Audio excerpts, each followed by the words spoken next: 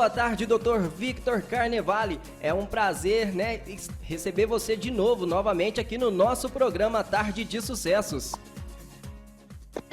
Boa tarde, Michael. Boa tarde a todos os ouvintes da Rádio Caminho Seguro. É sempre um prazer, uma honra poder estar participando semanalmente, passando informação sobre direito, né, das pessoas.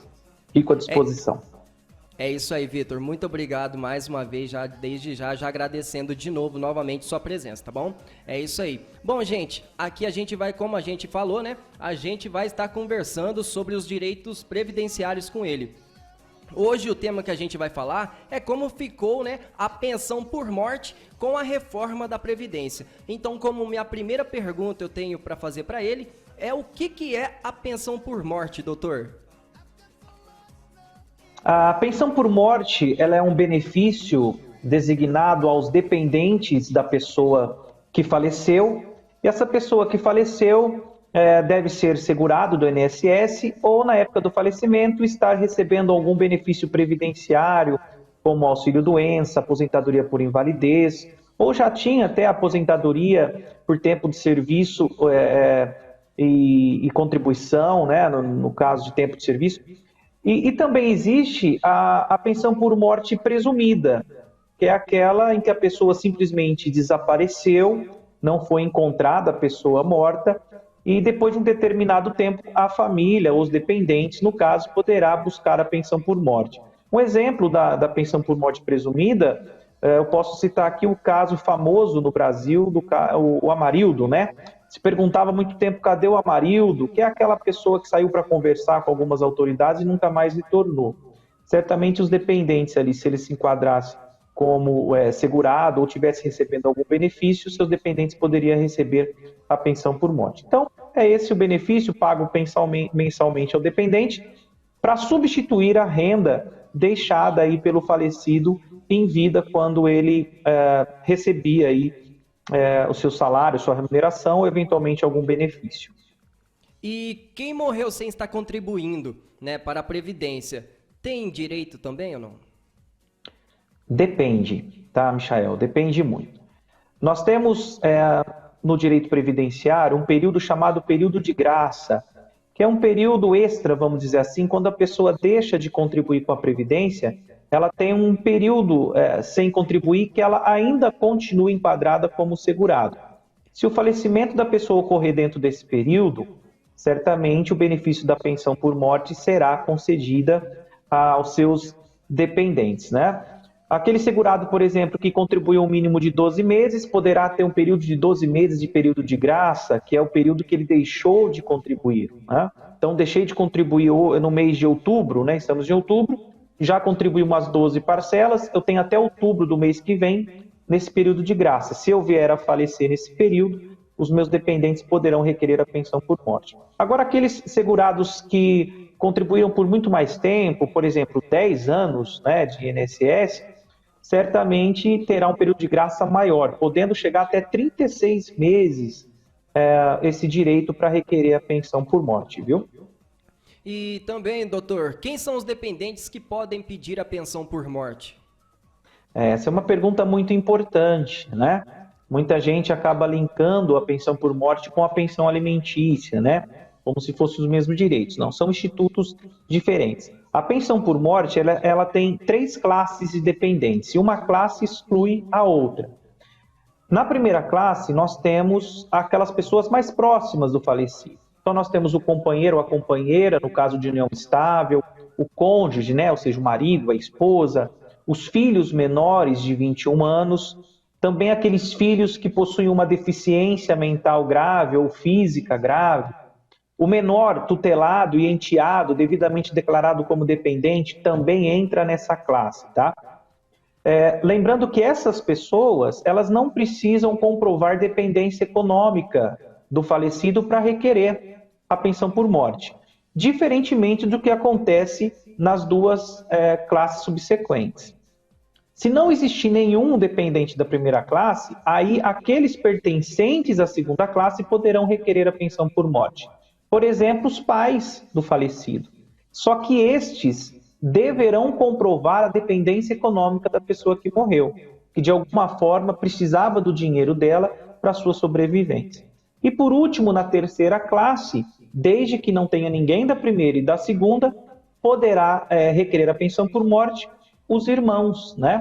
Os irmãos menores de 21 anos ou aqueles que possuem uma doença mental e física grave. Também estes devem comprovar a sua dependência econômica daquela pessoa que faleceu. Esses são os dependentes. E, doutor, quando começa a receber a pensão por morte? Olha, a pensão por morte vai depender muito do momento em que a pessoa entra com o pedido administrativo junto ao INSS, né? O requerimento. A recomendação é que o pedido seja feito no prazo de até 90 dias após o falecimento da pessoa. Por quê? Nesse período, o INSS deverá pagar a pensão por morte desde a data do falecimento da pessoa. Nada impede da pessoa pedir após 90 dias, só que muda a regra do jogo. Se eu pedir depois de 90 dias, o pagamento vai ser considerado a partir do momento que eu entrei com o pedido do requerimento, e não da data da morte do segurado. Então, esse período eu acabaria perdendo, tá bom?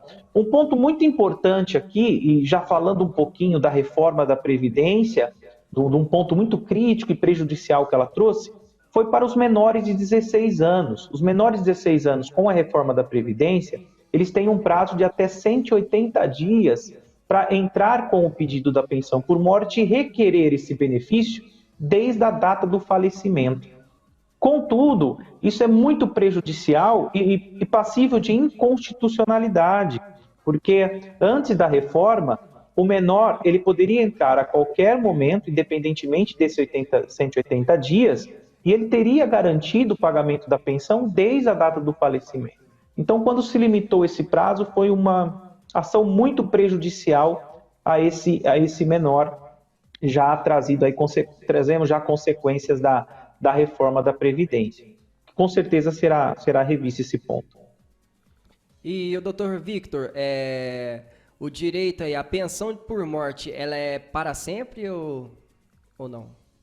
Você sabe que essa é uma dúvida que muitas pessoas têm, né? Vou receber para sempre a pensão por morte? Principalmente a esposa, o marido, enfim.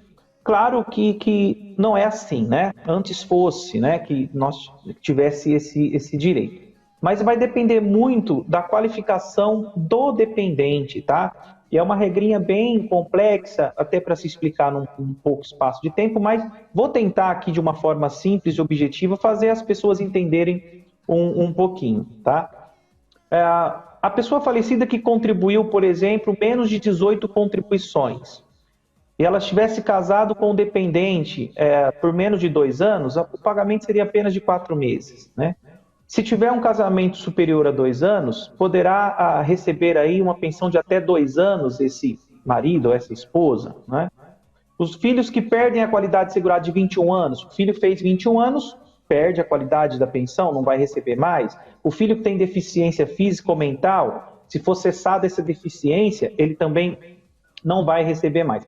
Então, hoje, com 44 anos, o cônjuge, tendo já um casamento longo, uma união estável longa, poderá receber aí até a sua morte a pensão por morte. Mas é complexo esse assunto porque tem uma tabelinha na lei que vai se enquadrar com a idade do falecido, com a idade do cônjuge, do companheiro. Isso tem que ser bem averiguado pelo advogado para que possa fazer o pedido e explicar certinho para o seu cliente. Cada caso é um caso, né? Cada pessoa tem uma situação diferente. E doutor Victor, qual é a forma de pagamento da pensão por morte após a reforma? Esse é o ponto mais discutido, né? E realmente muito desfavorável aos dependentes. Antes da reforma, o pagamento da pensão por morte era baseado no próprio valor da aposentadoria ou do próprio valor da contribuição, da média de contribuição feita por aquele segurado, né? 100% o dependente receberia daquilo que o segurado ou iria receber na sua aposentadoria ou já estivesse recebendo caso estivesse aposentado. Com a reforma da Previdência, para você ver o tamanho do prejuízo, hoje não há mais possibilidade de você receber 100% da pensão por morte. Se faz a média, o cálculo lá que o INSS deve fazer, e o dependente recebe 50% do valor, mais 10% por dependente. Então, o mínimo é 60%. Vou tentar explicar aqui. A pessoa recebe R$2.000 de aposentadoria, tá? Tem um dependente. Esse dependente vai receber 1.000 mais 10%, R$1.100. Havendo 2 ou mais dependentes, essa porcentagem vai subindo até chegar a 100%. E o pior, né? Se eu tenho, por exemplo, 5 filhos, 5 dependentes, a minha aposentadoria vai ser 100%. É 10% para cada um, começando em 50%, daria 100%. Se um dos meus filhos morre, em vez da parte do meu filho, a porcentagem do meu filho repassar para os demais, ela simplesmente é tirada do pagamento. Então, essa pensão que seria de 100% passa a ser de 90%, morrendo o outro passa a ser por 80% e assim sucessivamente. Então, resumindo a história, se apenas houver um dependente, este receberá apenas 60% do valor, não mais 100%. Infelizmente, nesse ponto, a reforma da Previdência prejudicou e muito os dependentes. Bom, é isso aí, gente. Para você que está aqui ouvindo a gente, né? Estou conversando com o Dr. Victor Carnevale, ó. Só lembrando que ele é advogado, bacharel em Direito pela Faculdade São Luís de Jabuticabal, né? Especialista em Direito do Trabalho Previdenciário pela PUC de Belo Horizonte, Minas Gerais. Cursou matérias de Processo Civil, Contratos e Direitos de Família pela Fundação Getúlio Vargas e também Direito Civil pela Prime Cursos. Bom, doutor, muito obrigado mais uma vez por você ter aqui